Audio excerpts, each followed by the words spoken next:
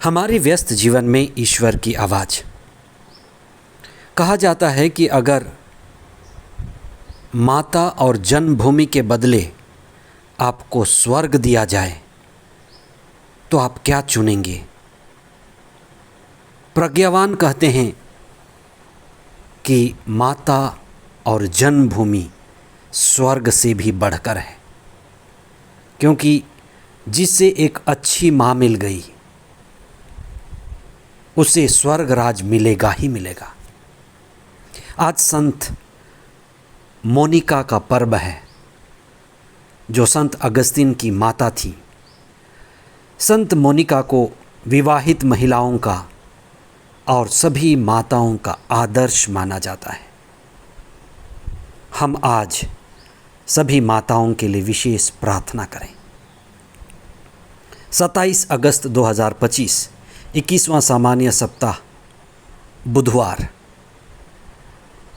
पहला पाठ थेसलनिकियों के नाम संत पौलुस का पहला पत्र अध्याय 2 पद संख्याएं 9 से 13 तक और संत मती का सुसमाचार अध्याय 23 पद संख्याएं 27 से 32 तक।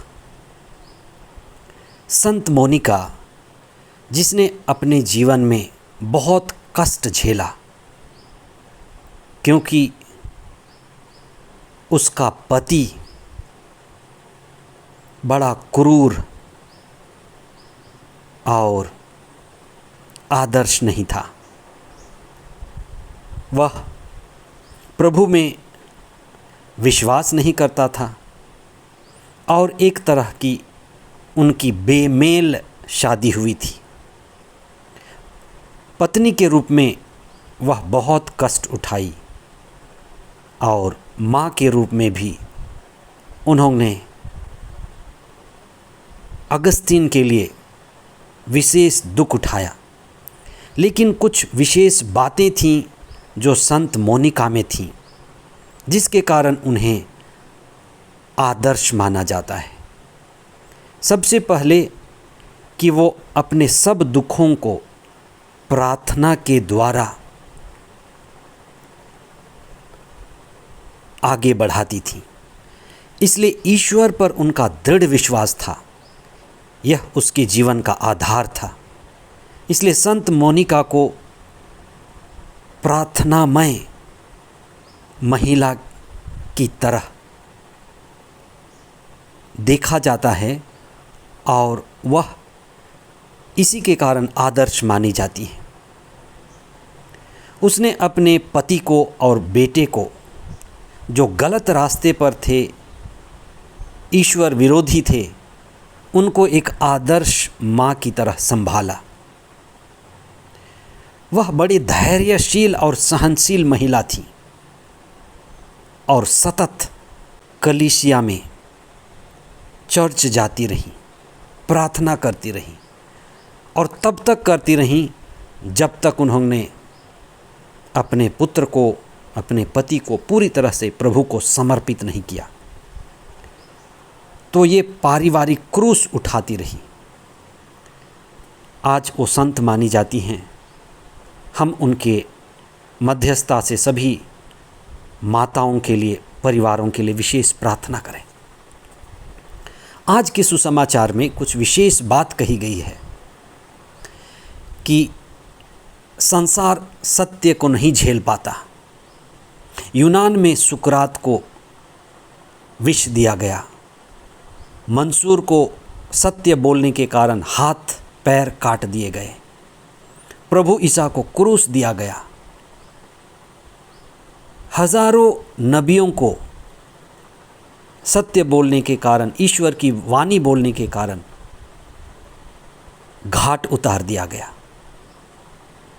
और ये सभी घटनाएं ऐसी ही हुई जैसे हाथी को मारकर सूप से ढकने का प्रयास होता है। 27 अगस्त 2025 21वां सामान्य सप्ताह बुधवार। पहला पाठ थेसलनिकियों के नाम संत पौलुस का पहला पत्र अध्याय 2 पद संख्याएं 9 से 13 तक और संत मती का सुसमाचार अध्याय 23 पद संख्याएं 27 से 32 तक। सत्यदेव विद्या एक कहानी लिखे हैं उस कहानी का शीर्षक है पर्दा,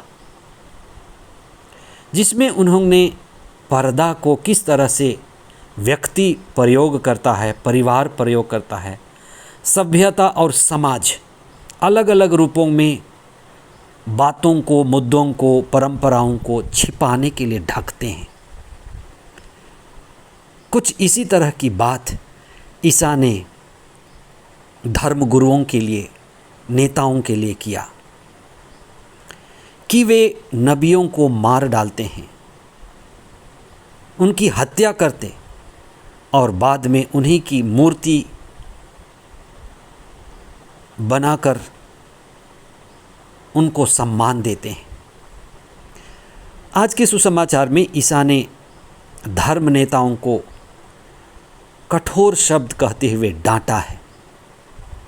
वे कहते हैं कि तुम कब्र की तरह हो, तुम उस बर्तन की तरह हो जिसे बाहर तो मांजा जाता है पर भीतर बहुत गंदगी रहती है। बाहर बड़ी सफाई है पर अंदर बहुत गंदगी है। हम शरीर की सफाई करते हैं,